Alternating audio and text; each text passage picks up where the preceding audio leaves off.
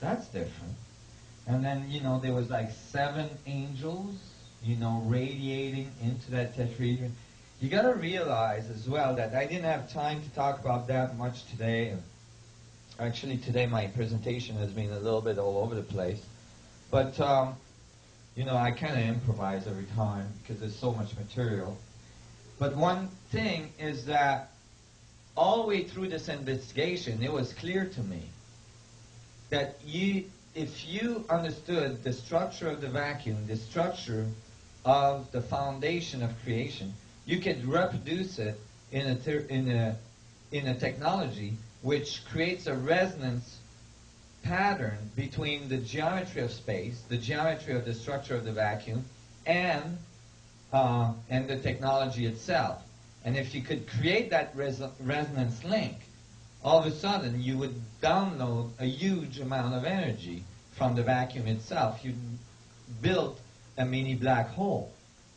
And to build such a mini black hole, you'd probably need crystals, because crystals appropriately cut and appropriately resonated would be the perfect material to make that link, since crystals molecules, first of all, crystals are 70% water, and then the crystal molecules are actually tetrahedral. The crystal molecules are very coherent if you have good crystals, and if they were cut in the appropriate geometry of the 64 tetrahedron grid with the right gases involved, you could create those dynamics. Because of my studies of the sun gods, and because of my studies about the dynamic of ancient civilization, I had a really strong feeling that those crystals, and I'm going to tell you what it looks like right now. It's 64 tetrahedron grid inside a crystal ball. They're very small tetrahedron, and they're inside a crystal ball, and there's gases inside that ball. Okay? This is not some esoteric New Age crystal. Okay? This is highly technical, technological stuff. Okay? It's not like a raw crystal you grab from a mountain and start meditating with. Okay? Now, when I believe that many of the New Age people remember the powers of the crystals because they remember that technology. Okay? The first person that talked about Atlantis was not some psychic. The first person that talked about Atlantis was Plato. Plato is and was extremely respected. And we use most of Plato's stuff except the 3 books that he wrote about Atlantis. And when he wrote these books, in all of them he mentions that this is not some story, this is factual. And he says he got it from the high priest in Egypt. And he describes a very advanced civilization that has a source of power, which is later as well described by Edgar Cayce, has a source of power that they call a crystal of extreme luminosity, of extreme power. I believe that is the crystal that can be built, the crystal of Atlantis, to create a link to the geometry of space. Do you guys all follow this? I was starting to read the Bible, and I was finding these plates of the description of God, and with it came words like the throne of God was the crystal seat, da da da da da. Many references to crystal. Ezekiel in the Bible, the story of Ezekiel. Enoch, which is not a book of the Bible. The book of Enoch was found in Ethiopia. Was never re-edited. It's translated directly from the original text. In both these accounts, they describe some kind of ship that shows up in a big cloud. And then they say a door opened, and God called me onto his boat. And then inside it describes crystals. It describes the throne of God as crystals with rainbows all around it. You see? I think he was describing the power, the drive of that ship. So I was really intrigued. So I started to read the Bible, and as I read the Bible, I realized something.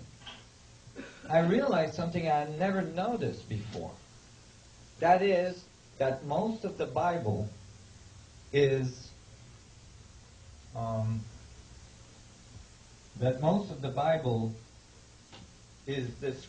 describing, the Old Testament is describing I'm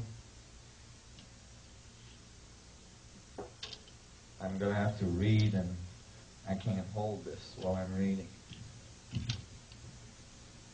Thank you. Appreciate it.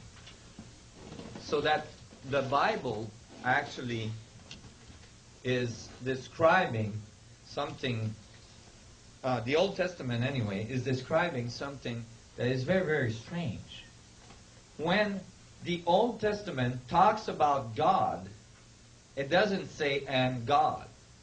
It says, and the Ark of the Covenant of God. It turns out that the whole Old Testament is describing the comings and going of the Ark of the Covenant, except for Genesis, which describes the start. But you see, even when you read Genesis in the context of what we saw today, you find that actually it's describing something very similar to the account of Atlantis given by Plato. A civilization that develops with a very advanced technology and that allows them to live very, very long. In the Bible, there's chapters after chapters describing people living 600 and 800 years. Okay? And then eventually that society was flooded, which is what Plato said happened to Atlantis. So actually Genesis could be an account of Atlantis. I thought that was interesting. And so I started to study it more and more. And I realized that the temples of Solomon was built for only one purpose: to host the Ark of the Covenant of God at its center, the Holy of Holy, the power of all power, the Ark. And I thought, wow, that's interesting. I didn't think that the Judaic tradition was about some object that they called the seat of God. So I was looking into it, and I was reading, and I thought, well, that's interesting, because in Genesis, it talks about the tree of knowledge. You know, Adam and Eve, and the tree of knowledge, and the apple, and so on. Well, interestingly, if you cut an apple in half, you get a double torus with a seed in the middle, which contains the possibility for a whole other apple tree, right? The singularity, which has apples and singularities and apples and singularities and so on. So I was reading that, and then I realized as well, this text, when this is in Genesis, it's 4:24. When man began to increase in number on the earth, and daughters were born to them, the sons of God, plural, sons of God, saw that the daughters of man were beautiful, and they married